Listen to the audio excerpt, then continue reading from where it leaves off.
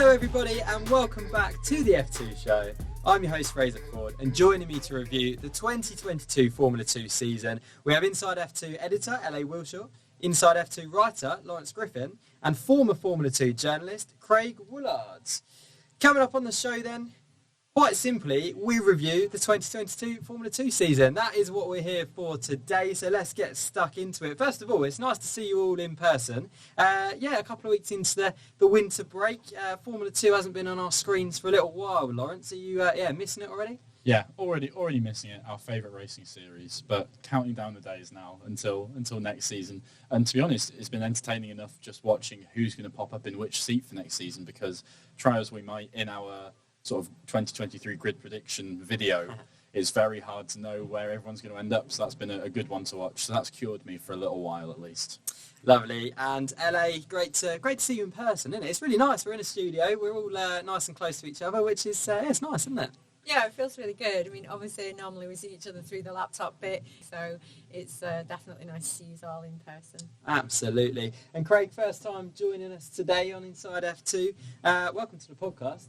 What have you made of the Formula 2 season? I mean, it's a competitive season, wasn't it? Yeah, very competitive all the way through, really. Lots of different teams winning, lots of different drivers coming to the fore as well, due to the fact that I'm now a former Formula 2 journalist. Obviously I had to take a little bit of a step back in my watchingness of it, if you will, partway through the season, but I certainly kept tabs of it, more of a, as a fan, as the year progressed, and as intensely as I was at the start of the year. Yeah, definitely. It's nice to have you with us, and looking forward to really getting into it. And you just mentioned there about there's been a lot of winners this season. I've actually got the stats in front of me. It's been 12 different winning drivers this season, which is the joint most winners that we've had in the modern era of Formula 2. 8 different winning teams, which is the most ever teams that have won in a single season. 6 different pole sitters, which is also the joint most we've ever had. So it's definitely been it's been the most competitive season in Formula 2, or the modern era of Formula 2 history. However, we then had Felipe Drugovich winning the title by 101 points, which is also the single biggest margin that someone's won a title by, Lawrence. How would you sum up the 2022 season? It's been a bit of an odd one, hasn't it? Yeah, it's been a strange one, and as Formula 2 often is, full of chaos, apart from Felipe Drugovich, who seems to have emerged through all of the manic goings-on of Formula 2, and has not suffered any issues with reliability, no major errors throughout the season, and he's just run away with it. Like you say, the most competitive season we've had, yet such a huge winning margin. What's really been almost more fascinating at times is watching the battle for the top 3. There's so many drivers in there vying for that top 3 spot, and that sort of swung a lot and changed towards the end of the season. So it's been a real mixed bag this year, which is always nice to see. Craig, I'm interested to get your view on Felipe Drugovich. Obviously, it ended up being a very dominant season from him, didn't it? What were your thoughts on his season, really, and MP season as well? Because it's been incredibly impressive from him, hasn't it? So with MP, they've been building up for a little while now. They've come a very long way since the days of having Mahavir Raghunathan in their team, for example, and they're now this devastating force in Formula 2, and we're seeing glimpses of it in Formula 3 as well. But this is the culmination of all of that work they've been putting in over the past few seasons, and bringing Felipe Drugovich back to the team where he was so successful in his first Formula 2 season really was like the cherry on the top. Obviously Felipe didn't have the strongest season with Virtuosi, but with MP he just slotted in perfectly, and he was just devastatingly consistent. When he was on the money, he was right up there on the money. When he was not quite on the money, he was still picking up those big points, those fourths, those fifths. And at the end of the day, that's what makes the championship of 100 points margin over a championship of, 20 or 30 points. Definitely. And LA, in terms of the consistency, I suppose, that Craig has just touched on, we saw it in 2020 when Mick Schumacher won the championship, didn't we? Of how he didn't necessarily, I think it was two wins all season, but he managed to win the championship just through that consistency of just constantly scoring points. And it's the same with Felipe Drugovich this season, isn't it? Yeah, he's had 5 wins this season, and the closest person to him was Liam Lawson with 4. So he's not sort of dominated as in won every race weekend. But what he's done is actually got points in 24 out of 28 races. There's only 4 races he's dropped. And a couple, I mean, not massive reliability issues by any means, but just a few, minor problems for him. So yeah, it's. I think what it is, you're right. It's not just the consistency either. It's keeping his nose clean, because when it was around Baku, his response when he was speaking, to anyone that would listen at the time, was that he wanted to keep his nose clean. He wanted to stay out of trouble. And in a way, I kind of felt like he was being a bit conservative, and maybe a bit too conservative. But he wants to win the championship and he wants to better his career. So however he chooses to do that is his own decision. Outrageous consistency, isn't it? It's seriously impressive. Lawrence, what kind of place do you think Formula 2 is in right now? We've just had Felipe Drugovich winning the championship, but he hasn't secured a Formula 2 drive. Formula 1 drive. Obviously, great news that he's going to be joining Aston Martin as a reserve driver. But we had the same last year with Oscar Piastri not getting a Formula 1 seat. Is that concerning, especially compared to previous years, right, where you had Charles Leclerc, George Russell, won the championship straight in? Yeah, it's difficult, isn't it? It is, and it seems quite bad on the face of it when you look at it, that you've had 2 years of champions in Formula 2 who have done brilliantly well, and neither of them have actually managed to make it into Formula 1 the following season. That doesn't seem at all right. I mean, Felipe Drugovich said at one point this season, either we have a situation where you can return to the series if you want, or you're automatically into Formula 1, and that would make maybe Formula 2 even more competitive, maybe even you'd have more investment in getting into Formula 2 and then winning it. But I think if you look past that, we've got Logan Sargent moving up to Formula 1 for next season, and the opportunities are still there, and I think winning in Formula 2 is still a massive, massive plus on your CV. And it just depends on what happens with Formula 1. We're seeing the likes of Fernando Alonso sticking around, into his much later years, where we've seen drivers far younger than him retire. And it's just a case of when those seats open up, Formula 2 will have the talent. It's just that they're getting to the point where they're ready to make that step up, and the seats just aren't there for them, and they're going elsewhere now. And it is becoming a problem because you've got so much talent in that field, but nowhere for them to go. Yeah, it's the positive is that we've had still at least one driver from every single season of the modern era of Formula 2 that has progressed to Formula 1, right? And that's definitely a positive and what the series is set up for. Let's rewind to the start of the season then, Craig. And we had the biggest calendar that Formula 2 has ever seen. We reverted back to the old format, that dodgy format we had last season. Seems a long time ago now, doesn't it? And obviously the feature race taking place on a Sunday. What are your thoughts on that? I mean, it's much better, isn't it? Much better. Yeah, I certainly preferred the 2 race a weekend format. Obviously, this one was still slightly different compared to what was the case before and what we all knew and loved. But I quite enjoyed having the feature race on a Sunday. The main race on a Sunday, and having so many race weekends as well. Still, the big elephant of the room of the massive gap between the penultimate round and the final round, not helped by the Russia being dropped. But yeah, I thought all in all it was a really, really strong calendar. All of the big hitters in terms of the circuits that needed to be on the calendar were there. And of course the usual finale in Abu Dhabi. We've spoken about it all season long, LA and Lawrence. It was the same last season with massive gaps in the calendar, wasn't it? And there is still that big gap between, I know you just said Sochi definitely didn't help, but there still would have been a big gap between Sochi and Abu Dhabi. Can we go to COTA? Can we get COTA on the Formula 2 calendar next week? So it just breaks it up nicely, doesn't it, LA? Yeah, that'd be nice. Now it's it'll be a World Championship next year because of Australia. So yeah, why not? I think we should do for sure. And I'm kind of hoping that making that a World Championship in its own right might actually bring with it the fact that the drivers could return, for another season. I'm not sure if there's anything in grey areas already or if decisions have been made already. But from my point of view, if it's a World Championship in its own right, then therefore that driver should be able to return the following year. Interesting. Lawrence, thoughts on that?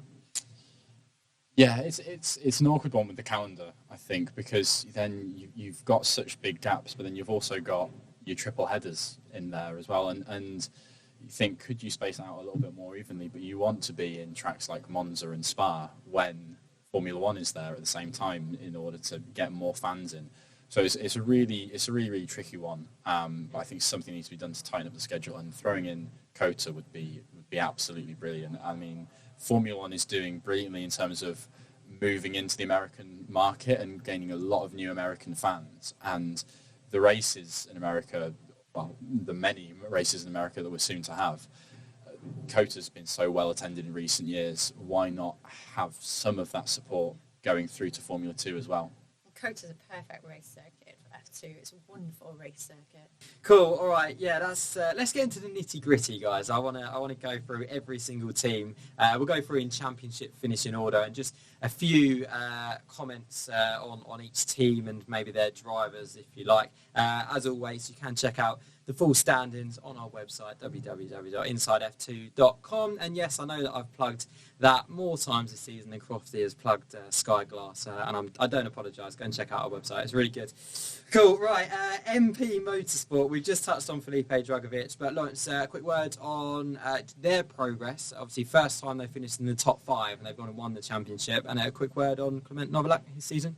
Yeah, incredible progress. Like Craig says, it's been building up for a while now, and something between Felipe and that team clearly works. When it's a spec series and it's all about how you set up the car, he's clearly found something with that team, and that's been really brilliant for them. And Clement Novalak, 14th in the standings, it doesn't look that good on the face of it when your teammate is winning the title.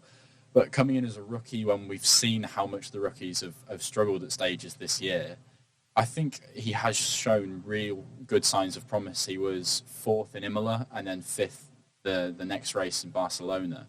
So he has that ability. It's just not being that consistent yet. And I think for a lot of drivers who've had their first seasons this year, it really boils down to next year, how much of a step up can you make? Because I think the rookie season, you're allowed to go out and sort of learn, make those mistakes, and then return for next year. So it depends how he delivers. If he can, do what we've seen the likes of Mick Schumacher do in terms of having a first season just to learn, second to really deliver. And there's a lot of drivers that we'll talk about that probably applies to as well. Absolutely. LA, Carlin pipped ART to P2 in the standings in the last round of the season.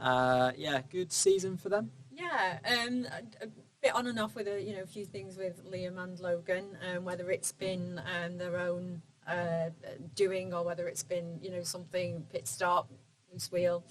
I think they've been incredible. They're a fantastic team, and I'm really a little bit gutted, even though we're not supposed to be biased. We're not fans of teams exactly, but I really sort of wanted them to win that championship. So it's a shame they just missed out, but Stephanie obviously getting her sort of official title promotion as well, which was wonderful for that team.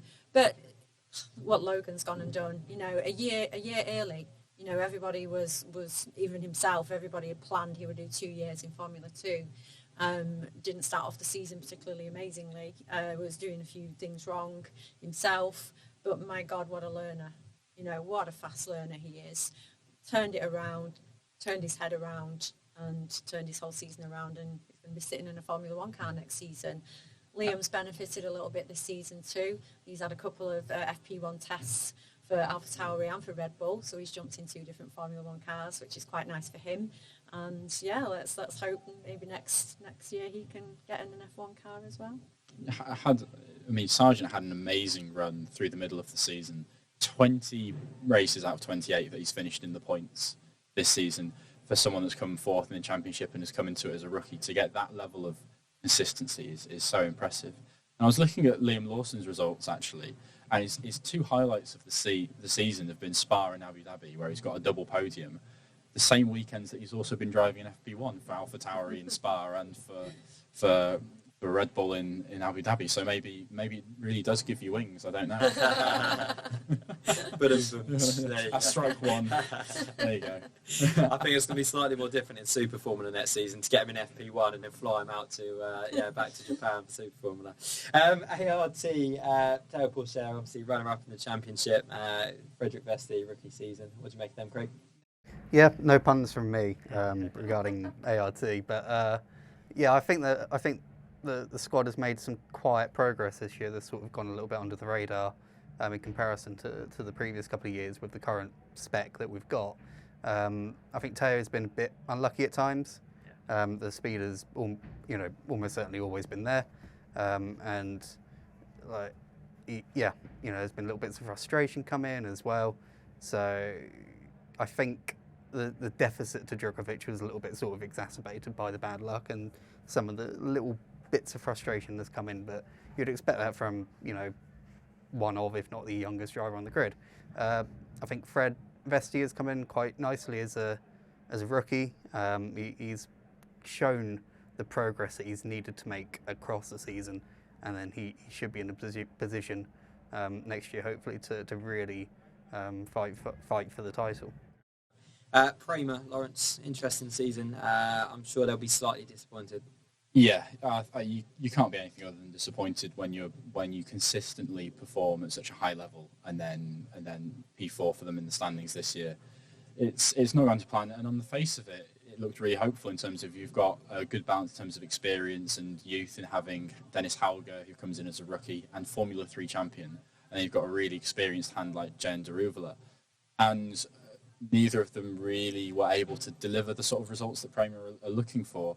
I think Dennis Hauger was a real surprise. I think it's probably unfair that we expected so much of him after the way that Oscar Piastri came up into a Prema as F3 champion and delivered in the way that he did. And, Hauger didn't quite manage to do that. And he had a lot of difficult moments at the start of the season. Bahrain, he got released without one of the wheels on. And then I think it was in Saudi Arabia, the message came out that you were to go along the main straight, not just a second. It was the pit lane being closed a second after they told them to go through the pit lane, and Prema had some confusion. He went through the pit lane and then had a 10-second stop go, and it just never quite seemed to got going for him. And Jane Daruvula looked really quick at so many points this season, but it took him all the way until Monza to get that first feature race win, his first feature race win in all of Formula 2. So yeah, it was a season of what could have been, but they'll hope to have learned from that and hopefully rebuild for next season, because they want to be up there challenging for the title. They'll be back, won't they? They'll be back. LA, High Tech. High Tech. Maybe they could have done better. I don't know. There's just been highs and lows. I still can't get those images out of my mind of, when he hit that barrier in the castle section, poor Yori. That was, and I think that really, even though he hadn't been sort of winning races consistently up until then, I think that was a big turnaround for him. And I really feel like his season, if it wasn't going to get much better from there. And he's such a nice young man as well. So I'm very sorry that his season went the way it did, and the fact that he's left, we won't see him again. If you were to look at it after the first round in Bahrain, the first couple of rounds, and look at his pace, and then say they would finish 11th in the championship, I don't think anyone would have thought that. It's really not gone to plan for him, and he's the sort of aggressive, pacey driver that Red Bull would love. And so it's such a shame that for several reasons it just hasn't worked out this year for Yuri Vips. Yeah, and a massive shout out to Marcus Armstrong as well, obviously off to IndyCar. He's got that drive confirmed for next season, so best of luck to him. Craig, Dams, fairly positive season for them, right? Yeah, I think they're another team that has quietly shown some progress throughout the campaign. Qualifying was always a big bugbear as soon as the 18-inch rim tyres came in, and I think by Abu Dhabi, but it's pretty clear that they're gotten on top of that, at least in that configuration of circuit, for example. Ayumu Iwasa just rocketed onto the scene, pulled us some outrageous overtakes, one of the surprises of the season, and Roy Nissany came on really strong towards the end of the year as well. Obviously had that fantastic qualifying at Abu Dhabi, as well. So, yeah, I think all in all, it's a very good building year for Dams, for them to really springboard into 2023 with. I was just to say, I think we need to look out for Iwasa next season. Yeah. The end of last season, he won in Abu Dhabi, and all he had to say after the race was, "I want to improve. There's so many areas where I can do better." He was so focused on it. He's such a determined driver, and I think he's going to build, and I think he's certainly one to watch for 2023. Really strong lineup next year as well. Iwasa and Arthur Leclerc. I think that's definitely ones to watch for next season. Virtuosi, Lawrence, 7th in the team standings. They'll be I know Jack Doohan obviously has had a fairly good season, but they'll be a little bit disappointed by that, won't they? Yeah, it's been very one-sided in terms of Doohan doing the brunt of the work and getting the points there. But even for Doohan, it's not gone completely to plan with the pace that he's had from pole position in the very first weekend to finishing 6th in the standings. It just hasn't quite gone his way from the start of the season in Bahrain, clipping his wing with Pourchaire, to the crash with Hauger in Imola. But I think he's one that's lining himself up very well for an Alpine seat in a couple of years' time, depending if that seat sort of opens up for him. Absolutely, and could well do if Lewis Hamilton retires and Esteban Ocon goes to Mercedes. Could happen. Yeah. What's his space? Charus, LA. But their plan was to finish 5th in the championship, and I think were they 8th in the end? Yeah. So they didn't quite go to plan there, but to be fair, Enzo Fittipaldi has carried that entire team pretty much himself for, I think it was only 3 points. He didn't get himself, wasn't it? Yeah. Trident, Craig. Great. They had a win, didn't they, with Richard Bashaw? Yeah, the season started brilliantly. Yeah. I mean, it couldn't get much better. They had 2 really, didn't they? But Spielberg, and they look very strong at Jeddah as well, but I think those are 2 very, very bizarre circuits, and I don't think that really sort of defines how a season is going to progress.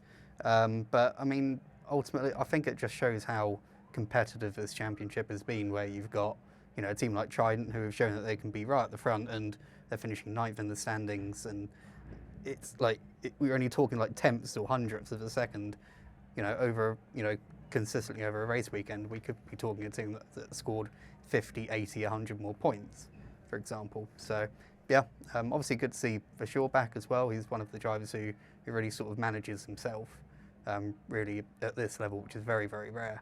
And whatever he does next year, I'm sure he's going to do fantastic. Lawrence, VAR, first season in Formula 2, scored 30 points in the last 2 weekends of the season to leapfrog Campos, which meant they didn't finish last in the standings. First season for them, will they be happy with that?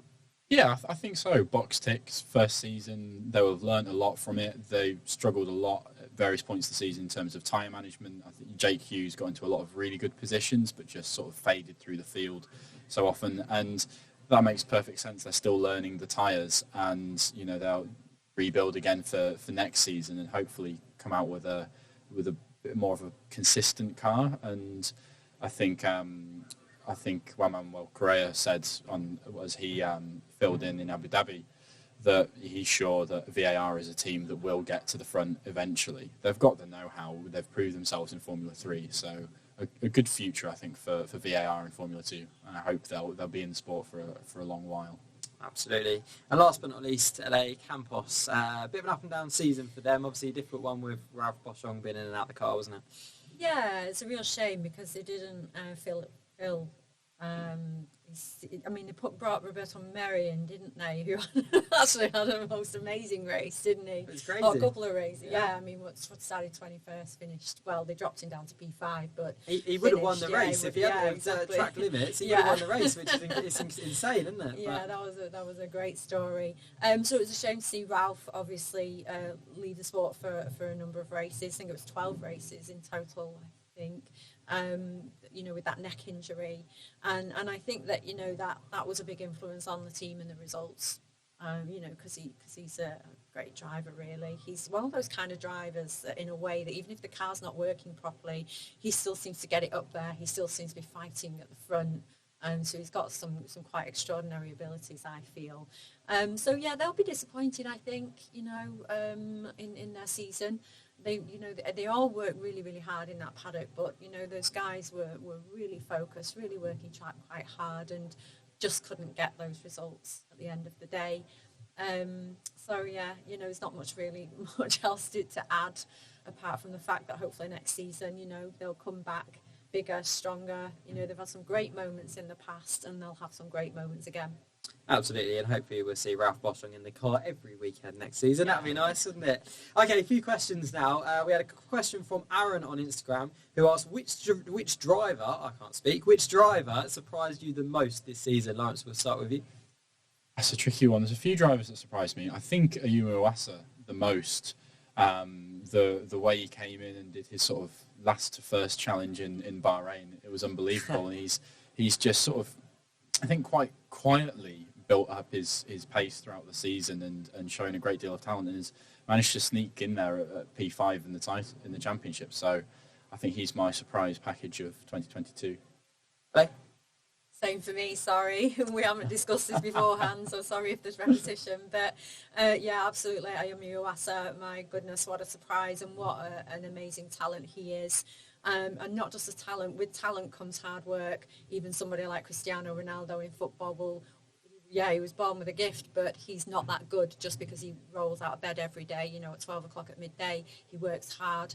Ayumu Iwasa is one of the hardest, if not the hardest working driver in that paddock. He is the very last person to leave. And he is sitting in that car when they're doing practice pit stops. Sometimes with other teams, you'll see engineers sitting there. He is the one sat in that car. He's the one sat in Roy Nizani's car doing practice pit stops, and his own car. So he is so hardworking. He's so focused. So it's not only the fact that it's a surprise because of what happened in Bahrain at the very beginning of that season with all of those overtakes. He is absolutely 100% capable, and there's just so much many more great moments to come from him in Formula 2 and absolutely in Formula 1. Yep, and I'm sure he won't mind a comparison to the great Cristiano Ronaldo. Craig, surprise of the season for you? Well, I'm going to have to go with someone different, I suppose, aren't I, by default? Yeah. So I'm going to have to go with Logan Sargent, I think. I'm not going to compare him to Cristiano Ronaldo, but I certainly think he had a very, very strong season as a whole. He was really, very consistent all the way through. And what really surprised me most was when the Formula 1 opportunity started to come on the line. It was then that he really started to knuckle down and to get the results that he needed to make sure that he got into Formula 1. And when you're fighting for something as big as that, when you need to deliver a certain number of points or whatever it is in a series as random as Formula 2, or a championship as random as Formula 2, he went out and he delivered the results that he needed to deliver. And that's the sort of metric that you tend to weigh the really good drivers against the really, really good drivers. And Logan, at the end of the day, he got the job done, which is exactly what he and Williams needed him to do. Absolutely. I think Enzo Fittipaldi for me stood out as a real surprise this season. Did very, very well, had a very strong season, and interesting to see what he can do as a Red Bull Junior driver next season, isn't it? Okay, Logan Sargent _UK fans on Instagram asked, what do you think of all the rookies this season? Lawrence, who was your rookie of the season? I think much to the delight of the Logan Sargent fan club, I think it's going to have to be Logan Sargent, highest placed rookie, and that level of consistency that we talk about so often, to do that as a rookie in your first season, I think is really, really impressive, and I think that's a big part of why he's gone into Formula 1, is because Williams can see that ability to learn and drive fast very quickly, not having been in the series for very long. So I think Sargent is the easy choice, I suppose. Craig, going to come to you next. Certainly a mixed bag, I think, for the rookies this year. Obviously, we've had some really, really impressive ones come in, but they've mostly done so with very strong teams or teams that have been on the up. And then there are others who have come in and perhaps not quite delivered on the expectations that many of us had. We've already spoken about some of them already, but I think it needs to be sort of understood that this is a very different championship compared to Formula 3, for example. There are lots of different nuances with the car. And, understandably, it will take some of them a bit of time to properly get up to speed. And we're seeing glimpses of that from the likes of Hauger, Vesti, and so forth. So that shouldn't necessarily be like a massive red splodge on their entire junior career at the end of the day. There's no reason why they can't come in and be really impressive next year and use that as a springboard to move on to greater things afterwards. And LA, your rookie of the season? Well, I think that they'll be happy as well with my answer, because my answer is Logan Sargent too. F1 is desperate for an American driver, and thank goodness Logan Sargent's here, because he will do the job. Absolutely. And one last question for you all then. Moment of the season for you, Lawrence? I think my moment of the season might have happened right at the very end, watching Iwasa try to drive away from Felipe Drugovich in that very last race of the season, because it came right down to the wire. It was such a brilliant battle between the two drivers that just went on lap after lap. And you've got Iwasa, who's come in as the rookie, just desperately defending from the man who's already won the title. It was a brilliant battle to see, and it's that sort of close racing, lap after lap, that building up of tension and of pressure, then that close wheel-to-wheel racing, Iwasa forcing Drugovich wide coming out of the new turn 9, I think it is. It was a brilliant one to watch, and my highlight of the season. LA, highlight of the season, moment of the season? So that Baku weekend, basically it was absolutely crazy. I think there were 6 safety cars in all, over both races, constantly starting, stopping, drivers crashing into each other. We had that big pile-up with Chen Bollock-Bassi, Callum Williams, Boschung. I think Sato was involved. There's just cars all over the place, basically. And, of course, we've mentioned Vips and that weekend. So as far as the summary of F2 goes, because Formula 2 is very, very physical, and that was the epitome of the physicality of this particular series. Yeah, great choice as well. Really good choice. And finally, Craig, highlight or moment of the season? I think for me it has to be Felipe Drugovich's double in Barcelona. Yeah. He's won 3 out of the last 4 F2 races at Barcelona now. So, yeah, absolutely commanding performance. And I think that weekend really sort of set the tone, I think, for the rest of the campaign. Very standard Formula 2 chaos, all sorts of carnage going on, and you got a brilliant driver like Felipe coming through and absolutely just crushing the rest of the opposition, throughout the weekend. Yeah, it set up his championship nicely, didn't it? So for me, I think it's got to be JM Correa returning in the final race round of the season at Abu Dhabi. I think it was a really nice moment. I'm really looking forward to seeing him in Formula 2 next season. Before we go, I dived into the Inside F2 archive, guys, to have a look at our pre-season predictions, Lawrence and LA. So LA, you're going to start with... I can't remember what I said. No, well, I'm going to tell you exactly what you said. So LA, let's start with yours. Drivers' champion, you went for Teo Porcher. Oh, so close, so close. Teams champions, you went with Prema. And I've got a quote for you, LA. This is your quote. This is, with the experience of Jehan Daruvala and Formula 3 champion Dennis Hauger, this duo could potentially collect enough championship points between them to blow every other season's total out of the water. Craig, score out of 10 for that prediction. Let's go with 5 to be kind. Yeah. That is very generous. Thank you, Craig. I mean, Inside F2, we're not very good with our predictions, are we? If you check out our pre-season, our 2023 driver predictions, they're not going overly well at the moment either. Lawrence, drivers champion, you went for Teo Porcher. Teams champions, you also went for Prema. You said last year's champions are unlikely to drop the ball. And Dennis Hauger and Jehan Daruvala have one of the most exciting young drivers around, paired with the experienced hands of the growing in confidence and consistency of Jehan Daruvala. I think everything I said was absolutely right. They're not going to drop the ball, and they're all brilliantly talented drivers. It's just that some other drivers and teams were better. And Craig, you marks out of 10 for that one? Well, I think it's going to have to be a 5 again for that one, to be honest. Okay, there you go. I dug out my own one as well. Yeah, So I also went for Teo Porcher. He was obviously a favourite. I said that I think that there'll be a season-long battle between Teo Porcher, Liam Lawson, and Yuri Vips. Yeah, not great. And the team's champions, I said the experience of Liam Lawson and the raw speed of Logan Sargent makes Carlin the favourites for me. Marks out of 10 for that prediction. 5 again? Or? No, I think that's better. About 6. About 6. I'll take it, yeah.